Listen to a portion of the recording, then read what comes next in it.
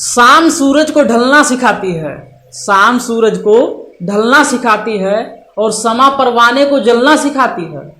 शाम सूरज को ढलना सिखाती है, समा परवाने को जलना सिखाती है और गिरने वाले को ही होती है तकलीफ, क्योंकि ठोकर ही इंसान को चलना सिखाती है। नमस्कार, मेरा नाम है पूजन चौहान और आप देख रहे हैं हमारा YouTube channel education the third eye. देखिए, हमारा चैप्टर चला विलयन और इसमें जो आज का हमारा टॉपिक है हिमांक में अवनमन, जो एक प्रकार का अणुसंख्य गुणधर्म है। यदि आपने पीछे वीडियो नहीं देखा अणुसंख्य गुणधर्म का तो उसे देख लीजिए। तो आज हम बात करेंगे हिमांक में अवनमन की। तो सबसे पहले जानते हैं हिमांक क्या होता है। देखिए, हिमांक एक प्रकार का ताप है। अब कौन सा ताप है? हिमांक वह ताप है जिस पर कोई द्रव पदार्थ क्या हो जाए, ठोस अवस्था में बदलना प्रारंभ हो जाए, उसी ताप को हम क्या कहेंगे? हिमांक कहेंगे।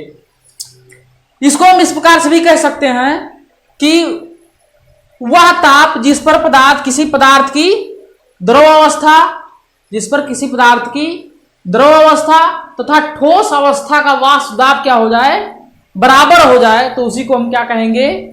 हिमांक कहेंगे। यानी ये एक प्रकार का आपका क्या है? तापी है, जिस पर क्या हो जाता है, कोई भी पदार्थ ठोस अवस्था में, द्रव पदार्थ ना कि गैस, द्रव पदार्थ ठोस अवस्था में बदलना प्रारंभ हो जाता है, तो उसी को क्या कहते हैं? फ्रीजिंग पॉइंट, अवनमन, यानी हिमांक में अवनमन। तो ये जो हिमांक में अवनमन है, इसके लिए आज हम जो है व्यंजक प्राप्त करेंगे। व्यंजक क्या हम प्राप्त करेंगे? डेल्टा टीएफ, यानी हिमांक में अवनमन हो रहा है और ये बराबर होगा KF इंटू एम। अब देखिए किसके हिमांक में अवनमन हो रहा है। विलयन पढ़ रहे हैं तो विलयन है कोई, और उसमें आप जानते हैं द्विविलयन है तो विलायक होगा और क्या होगा? विलीय होगा।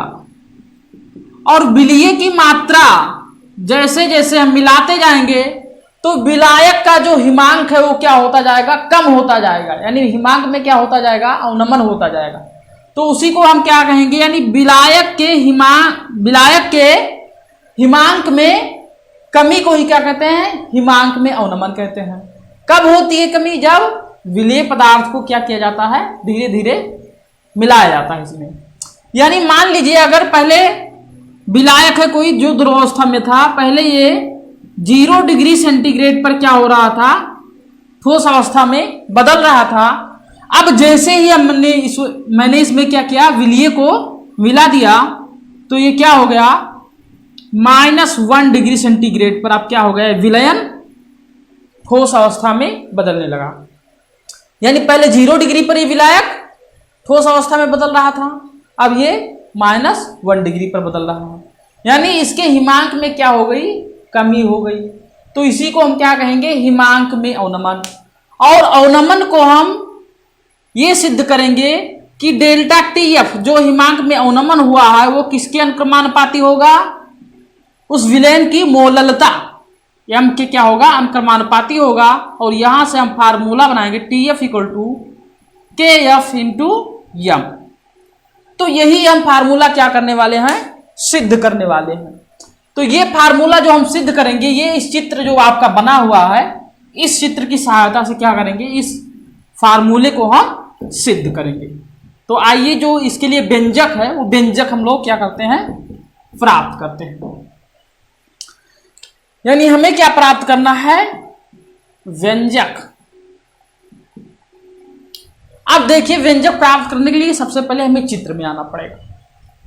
ये जो आपका बना हुआ ग्राफ, ये इधर तो आपका क्या है? वाष्प दाब प्रदर्शित कर रहा है, वाष्प दाब। और इधर जो आपका क्या है? ताप को प्रदर्शित कर रहा है। ये आपका क्या है? विलायक है, विलायक, जिसका वाष्प दाब P0 पर क्या है? हिमांक TF है। T मतलब टेम्परेचर, F मतलब फ्रीजिंग पॉइंट। अब देखिए, जो आपका विलायक है इसमें विलय की मात्रा मिलाई गई, तो विलयन आपका पहला विलयन बन गया, विलयन फर्स्ट। ये वाला, और इसका हिमांक क्या है, T1 है, T1 है। अब इसमें और विलय को मिलाया गया तो विलेन फर्स्ट बना था, जो तनु विलेन था, अब सांद्र विलेन बनेगा, तो विलेन सेकंड हम मान लेते हैं। विलेन आपका क्या है, सेकंड है। अब विलेन सेकंड जो है इस पॉइंट पर क्या हो रहा है, ठोस अवस्था में बदल रहा है, तो इसका हिमांक क्या हो जाएगा, T2। अब देखिए यहां आपका एक प्रकार का, अगर इसको हम क्या करें, सीधी रेखा मान लें, और इसको भी क्या करें, सीधी रेखा मान लिया जाए सबको, तो एक त्रिभुज आपका ये BD बन जाएगा यहां से, और एक त्रिभुज ये CE बन जाएगा, और दोनों त्रिभुज क्या होंगे, समरूप त्रिभुज होंगे। जैसा कि आप मैथमेटिक्स में पढ़ चुके हैं समरूप त्रिभुज क्या होते हैं। तो समरूप त्रिभुज में हम लेंगे तो हमको क्या सिद्ध करना है, TF को क्या करना है, डेल्टा TF अनुक्रमानुपाती F, यही सिद्ध करना। तो सबसे पहले लेते हैं हम समरूप त्रिभुज, ये BD तथा ये CE में, यहां से हम लाइन खींच लेते हैं ताकि इसी में आ जाए पूरा। तो व्यंजक प्राप्त करने के लिए समरूप त्रिभुज ये BD तथा त्रिभुज ये CE में, अब समरूप त्रिभुज की एक खासियत होती है कि जो इसकी संगत भुजाओं का अनुपात क्या होता है, बराबर होता है। जैसे BD अनुपाते CE, ये क्या होगा, VD अनुपाते CE, ये बराबर होगा ये D अनुपाते ये E, ये D अनुपाते ये E, ये हो जाएगा। अब देखिए BD कैसे निकालेंगे, BD यहां से यहां तक TF है, यहां से यहां तक T1 है, तो TF माइनस T1 कर देंगे, BD आ जाएगा, TF माइनस T1, ये हो गया आपका VD। और CE कैसे निकालेंगे, CE यानी यहां से इसको घटा देंगे यहां इसमें से, यानी TF माइनस T2, तो TF माइनस T2, और ये बराबर हो जाएगा। अब बात आई AD की, ये D, ये देखिए AD कैसे निकालेंगे, यहां से यहां तक की दूरी है, तो यहां से यहां तक की दूरी में से यहां तक की दूरी क्या कर देंगे, माइनस कर देंगे, यानी P0 माइनस P1 और अपान ऐसे आपका ये E निकल आएगा, P0 माइनस P2। इसको हम लिख सकते हैं डेल्टा TF1, यानी पहले विलेन के लिए क्वथनांक में अवनमन, क्योंकि क्वथनांक क्या, हिमांक में अवनमन, तो हिमांक में अवनमन क्या हो रहा है, यहां से यहां तक क्या हो रहा है, हिमांक में कमी हो रही है। इसको हम लिख देते हैं यहां से यहां तक क्या हो गया, डेल्टा TF1, और यहां से यहां तक जो कमी हुई उसको हम क्या लिख देते हैं, डेल्टा TF2।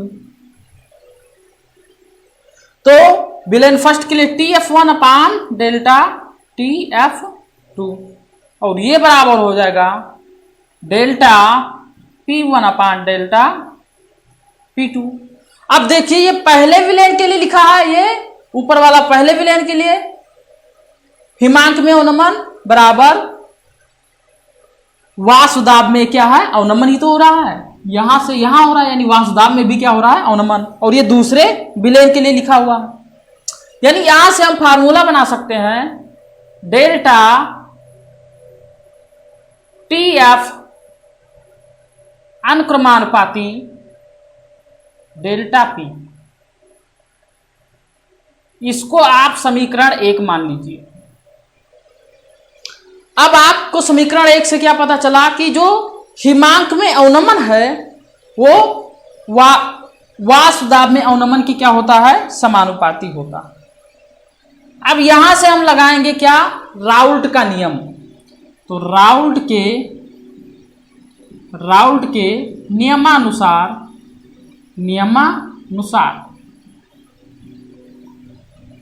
देखिए राउल्ट के नियमानुसार क्या होगा, इसको यहां से हम क्या करते हैं, मिटा देते हैं। तो राउल्ट का नियम क्या है कि पी नाट माइनस पी अपान पी नाट, जहां पी नाट क्या है, विलायक का वाष्पदाब है और पी क्या है, विलयन का वाष्पदाब। ये बराबर किसके होता है, ये आपका काई का चिन्ह है। और काई क्या है, मोल प्रवाह किसका, विलीय का, इसी के ये बराबर होता है। यानी विलीय के मोल प्रवाह के क्या होता है, बराबर होता है। अब देखिए यहां से हम क्या लिख सकते हैं, और ये जो राउल्ट का नियम आप लगाएंगे किसके लिए लगाएंगे, तन विलयन के लिए लगाएंगे। तो तन विलयन के लिए क्या हो जाएगा, पी नाट माइनस पी को हम लिख सकते हैं डेल्टा पी अपान पी नाट, और ये बराबर हो जाएगा, आपको मैंने पढ़ा दिया कि विलय का मोल प्रभाज कैसे निकालते हैं, विलय के मोलों की संख्या बटा विलयन में उपस्थित कुल मोलों की संख्या। यदि आप पीछे वाला वीडियो देखेंगे तो आपको बहुत अच्छे से समझ में आ जाएगा। इस यहां हम क्या कर रहे हैं, बहुत ही डायरेक्टली इसको मान रख रहे हैं। तो देखिए विलय के मोलों की संख्या कैसे निकालते हैं, लिख देते हैं, विलय के मोलों की संख्या बटे विलयन में कुल मोलों की संख्या, कुल मोलों की संख्या। विलय का अगर द्रव्यमान दिया हुआ हो स्मॉल w, यहां लिखते हैं डेल्टा p अपान पी नाट। तो विलय के मोलों की संख्या कैसे निकालेंगे, ये विलय का द्रव्यमान दिया हुआ हो क्या, स्मॉल w, और विलय का अणुभार दिया हो m dash, capital m dash. तो w अपान m डैश क्या हो जाएगा, विलय के मोलों की संख्या।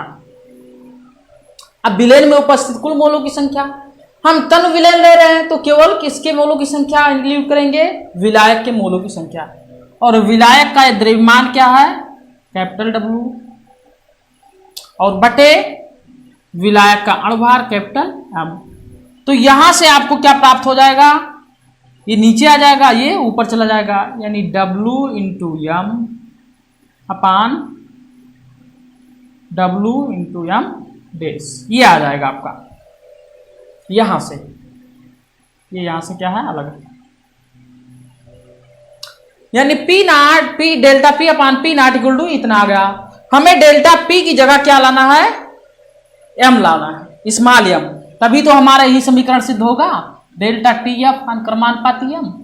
अभी आपका केवल क्या सिद्ध हुआ है, डेल्टा टी एफ अनुक्रमानुपाती डेल्टा पी, मुझे एम लाना है। तो यहां से देखिए डेल्टा पी इक्वल टू क्या हो जाएगा, ये पी नाट क्या हो जाएगा, इधर आ जाएगा पी नाट, और ये यम को हम इसके साथ ले लेते हैं, पी नाट इंटू यम, और गुणे डब्लू अपान कैपिटल डब्लू यम डैश। देखिए यहां से क्या किए, इसको इधर लेकर चले गए पी नाट को। अब यहां पर आप देखेंगे तो ये क्या हो जाएगा, एक प्रकार का नियतांक हो जाएगा आपका। तो नियतांक को हम हटाएंगे तो डेल्टा पी अनुक्रमानुपाती क्या हो जाएगा, कैप स्मॉल w, और यम डैश को क्या कर लेते हैं, ऊपर लिख लेते हैं, और अपान कैपिटल W। ये देखिए विलय के मोलों की संख्या और बटे क्या लिखा हुआ है, उसका द्रव्यमान, विलायक का द्रव्यमान। और अगर यही क्या हो जाए, किलोग्राम में हो जाए, तो आप क्या लिख सकते हैं, यहां पर केजी में हो जाए, केजी में ले लिया जाए, यानी किलोग्राम में। तो ये आपका कौन सा फार्मूला बना, आप कह सकते हैं मोललता स्मॉल एम, यानी डेल्टा पी अनुक्रमानुपाती किसके हो जाएगा, स्मॉल एम के हो जाएगा, स्मॉल एम। ये आपका समीकरण 2 आ गया। अब यहां देख लीजिए आप, समीकरण अगर 1 और 2 की तुलना हम कर दें तो डेल्टा पी यहां है, डेल्टा पी यहां है, तो डेल्टा टी एफ अनुक्रमानुपाती किसके हो जाएगा, एम के। यानी डेल्टा समीकरण हम लिख देते हैं यहां पर, समीकरण फर्स्ट एंड सेकंड से, समीकरण 1 और 2 से क्या हो जाएगा, डेल्टा टी एफ किसके बराबर हो जाएगा, एम के बराबर हो जाएगा। डेल्टा टी एफ अनुक्रमानुपाती एम के क्या हो जाएगा, बराबर हो जाएगा। यानी हम कह सकते हैं कि जो आपका हिमांक में अवनमन है वो मोललता के क्या होता है, अनुक्रमानुपाती होता है। और मोललता किस पर निर्भर करती है, विलीय के मोलों की संख्या पर ही क्या करती है, निर्भर करती है। इसलिए यह एक प्रकार का अणुसंख्य गुणधर्म है। यहां से हम ये भी लिख सकते हैं delta T F equal to K F into M, जहां के एफ क्या है, के एफ को हम कहते हैं मोलल अवनमन स्थिरांक, मोलल अवनमन स्थिरांक। तो देखिए आपने ये फार्मूला बहुत ही आसानी से क्या कर लिया, सिद्ध कर लिया। अब इसके बाद जो है हम विलीय के अणुभार की क्या करेंगे, गणना करेंगे इसी फार्मूले की मदद से। तो इसमें हमने क्या पढ़ा, हिमांक में अवनमन, और हिमांक किसके हिमांक में अवनमन हो रहा है, किसी विलायक के हिमांक में अवनमन हो रहा है। और उससे हमने क्या सिद्ध किया कि हिमांक में अवनमन वाष्पदाब में अवनमन के क्या होता है, अनुक्रमानुपाती होता है। और वाष्पदाब में अवनमन मोललता के अनुक्रमानुपाती होता है। इसलिए हिमांक में अवनमन मोललता की क्या होगा, अनुक्रमानुपाती होगा। और इससे आपका फार्मूला बनेगा delta T F equal to K F into M. इसको समीकरण आप थर्ड मान लीजिए, और समीकरण थर्ड आपका सबसे इंपॉर्टेंट समीकरण है।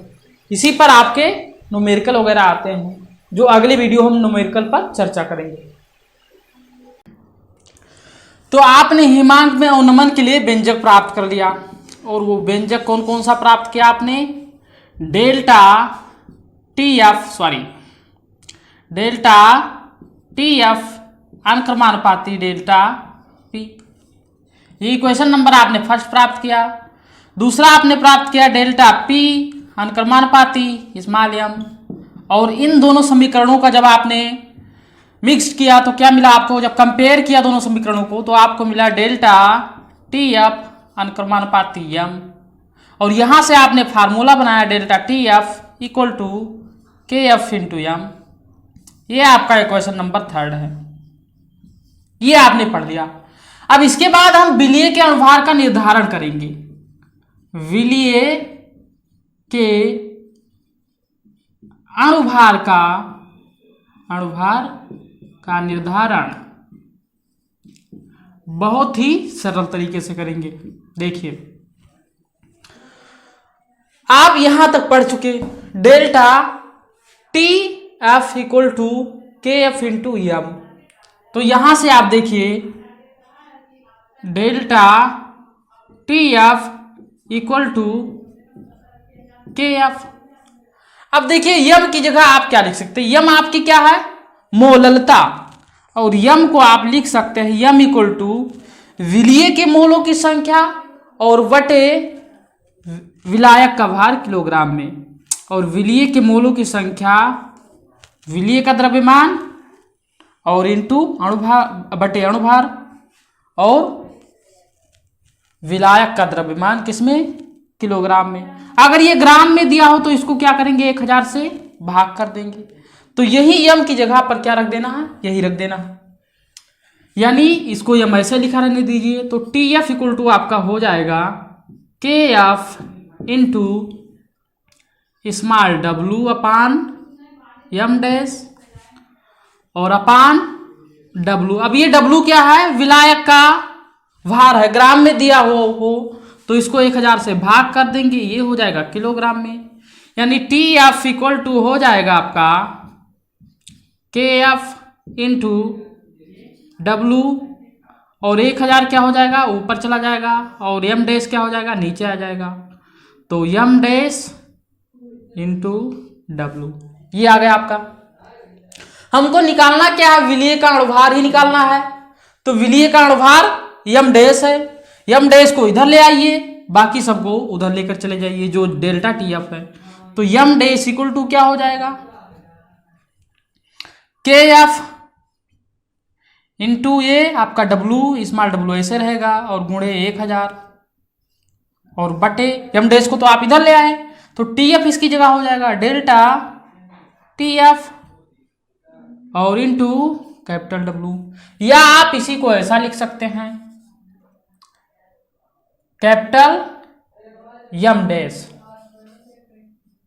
इक्वल टू आपका हो जाएगा 1000 गुणे K F into small W upon delta T F into capital W.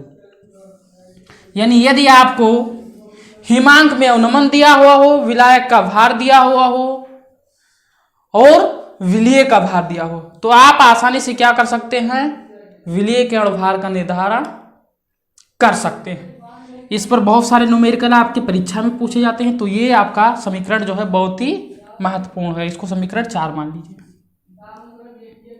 तो मैं आशा करता हूं ये वीडियो आपको समझ में आ गया होगा, और वीडियो समझ में आ गया हो तो इसे लाइक करें, शेयर करें और चैनल को सब्सक्राइब करना बिल्कुल ना भूलें। मिलते हैं अगले वीडियो में, तब तक के लिए जय हिंद।